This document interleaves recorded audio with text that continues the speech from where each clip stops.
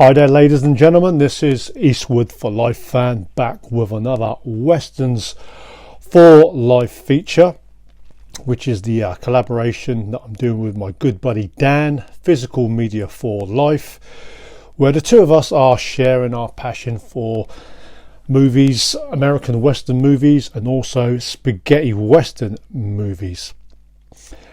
And talk about 5 movies that I've watched. Some of them are first time watches and some of them are revisits. So we'll start off with the earliest one, and it's a 1957 American Western directed by Anthony Mann. Anthony Mann, he made many great Westerns with James Stewart, and this one, The Tin Star, never seen this one before. And what drew me into picking up this movie, obviously it stars Henry Fonda, who starred in many great westerns, but Anthony Perkins in a western, and this was made in 1957, 3 years before the Hitchcock classic of the character Norman Bates that he played in Psycho. And in this movie, Anthony Perkins, he plays a newly appointed, unexperienced sheriff, Ben Owens, and he's kind of a little bit in deep because he doesn't really get the respect of the locals, and they kind of run riot a little in the town until Henry Fonda's character, Morg Hitman, a former sheriff but now bounty hunter, he shows him the way of becoming a better sheriff and a lot more quicker on the draw. But a well-made black and white western, don't let that put you off, as it's more of a drama western. You do get a few great standoff scenes between the two of them and the locals, but and also you do get a slightly younger Lee Van Cleef in this movie also. But a western I wouldn't mind seeing on Blu-ray, The Tin Star, and this one gets a rating of 3.5 stars out of 5.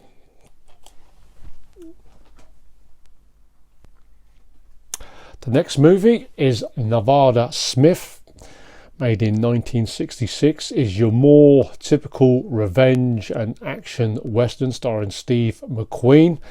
In this one, Steve McQueen, he plays a half American and half Indian, Max Sand, and he discovers that his parents they get killed off, and he basically wants to go after the gang of killers, which are led by Carl Malden, who always plays a great villain in a lot of these movies in the 60s.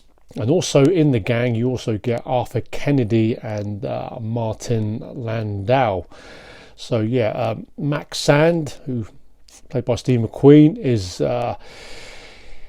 very unexperienced in survival and knowing how to draw a pistol, only until he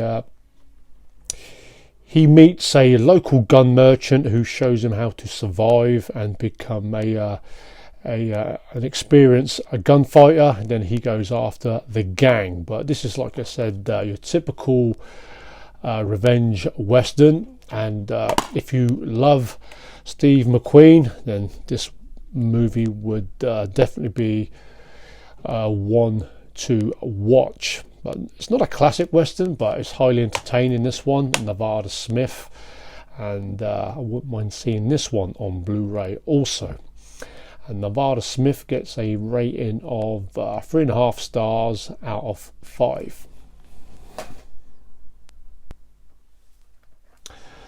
Next western is from 1967, directed by the same director who directed 100 Rifles with Burt Reynolds, and also the 70s western with Charles Bronson, Breakheart Pass. This is Will Penny. And First time watch for me, this one, and this movie has a great cast. Not only do you get Charlton Heston, there's also Joan Hackett. You do get Donald Pleasance in a Western, which kind of drew me into picking up this movie. Also in this movie, you get Lee Majors, formerly more known for the $6 Million Man TV series, and Western regulars such as Bruce Dern, Ben Johnson, and also Slim Pickens.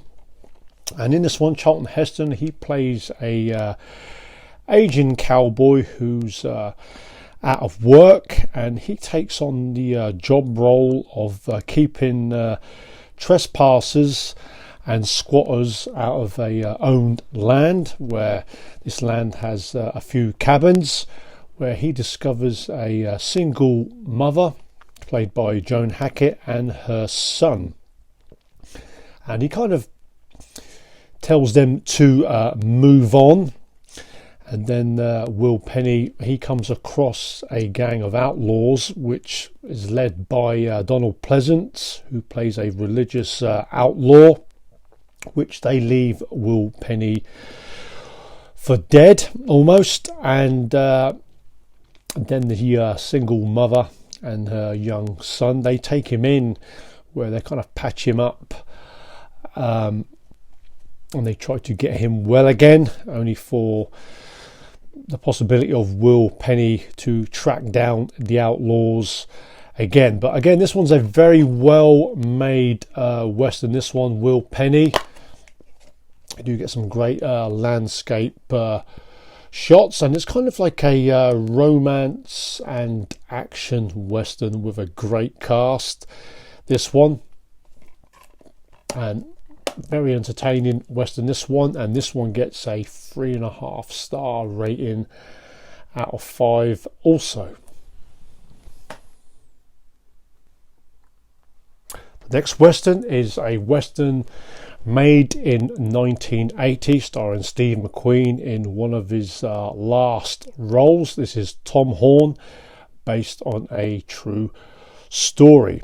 And in this movie, Steve McQueen, he plays a ex-army scout who is actually hired by a company of ranchers, where they want to keep rustlers away from their property. And this Western's a very sad and grim looking and stressed Western. That's not to say it's not a well-made Western. You also get a Linda Evans. She stars in this one, who went on to star in the American TV series Dynasty. She kind of plays like the romance to the Tom Horn, Steve McQueen character. But then Steve McQueen's job role in this, he kind of does a too good a job, because he leaves a high body count, and then the company that hired him, they actually want to plot their way to actually get rid of Tom Horn. Very good Western, this one. And Steve McQueen actually had a break in the mid-70s, and he was starting to star in kind of more of the roles that he was more known for appearing in movies, until he died in 1980. But this one gets a solid 3-star rating out of 5 in Tom Horn. And the last Western is Dollar for the Dead, a 1998 TV Western starring William Forsythe and Emilio Estevez. I always liked Emilio Estevez in the Young Guns movie, and it's great to see him in another Western. Just a shame that he didn't appear in more Westerns, but this was his third Western that he is starred in.